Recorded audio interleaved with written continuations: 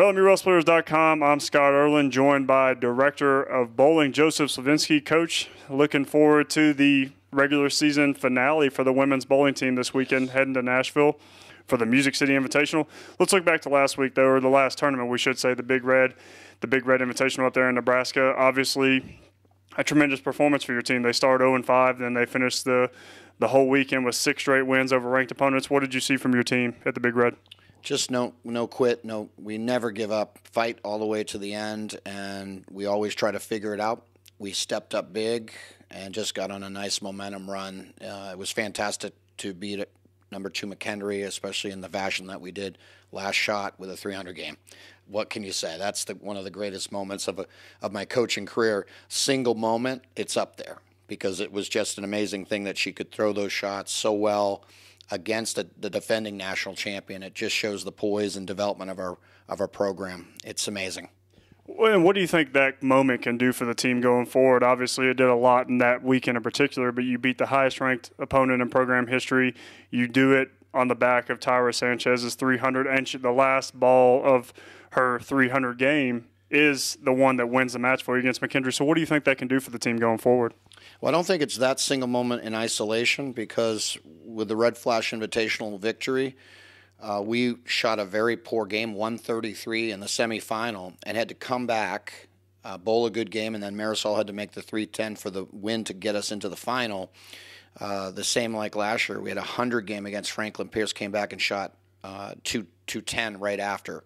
There's moments and moments of that. The same on Sunday at the Big Red.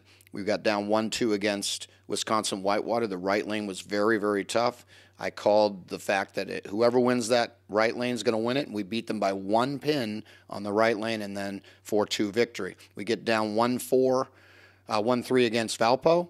Same thing. We kept fighting. Christine Hansen steps up. Amazing 10th frame as the anchor, 3 games in a row, and we end up winning 4-3. We do not give up. So I think we have a long history of just continuing to fight. We will not give in. We will just keep working to figure it out.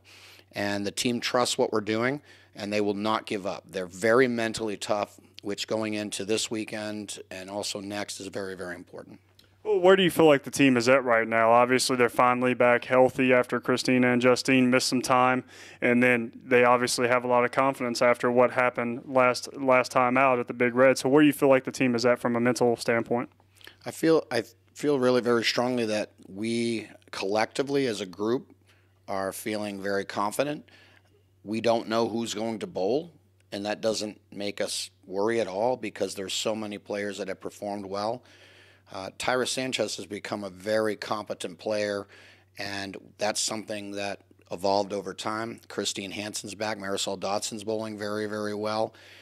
Mary Kate is still very, very consistent. So we have a group of core players that performs consistently over time.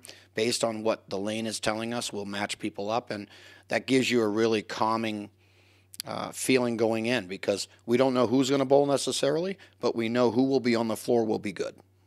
Well, now you prepare for the regular season finale, the final tournament of the 2017-18 regular season schedule, Music City Invitational over there and back in Smyrna where you just were this past weekend. But what are you expecting from the field? We know it's hosted by Vanderbilt, so it should be a strong field. It was last year. So what are you kind of expecting this weekend? Yeah, 33 teams, most of the top 25 in the country. It's always a very competitive event. It will have ramifications for the end of the season going into the conference. It'll put some teams under much more pressure because they'll have to perform to win in order to get to the NCAA championship. With automatic qualifiers, everybody wants to come out of this feeling confident going into the conference championships because there's only 4 guaranteed spots by the selection committee at the top.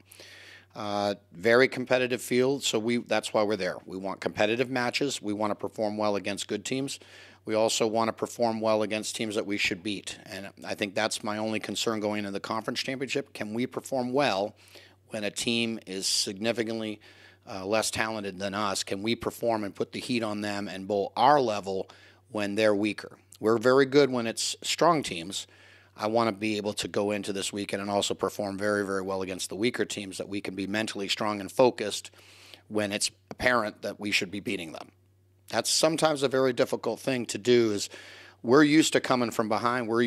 That's something I'm not worried about. But I want to win from the front And if we can dominate matches, that's going to give us a lot of confidence going into the East Coast Conference Championship as well. And it is your last opportunity to get out and bowl before the East Coast Conference Championship. So kind of what are you hoping to come out of this weekend, feeling as a team and all of those things? I just want us to feel confident about what we're doing, working as a unit, staying positive and trusting one another, and just the process that we use to be competitive. And it's just a confirmation of what we've been doing all season. We want everybody to feel good coming back. We have a one-day break, and then we have one practice, and then we hit the road. So it's a quick turnaround for us, and I think that's just we want to be confident going into the East Coast Conference Championship. So we want to perform up to our level this weekend and confirm that we're continuing to evolve as a unit. And I think that's really the only outcome that I'm looking for. I'm not looking for win-loss specifics. I'm looking for competitive matches that we're competitive in, whether we win or lose.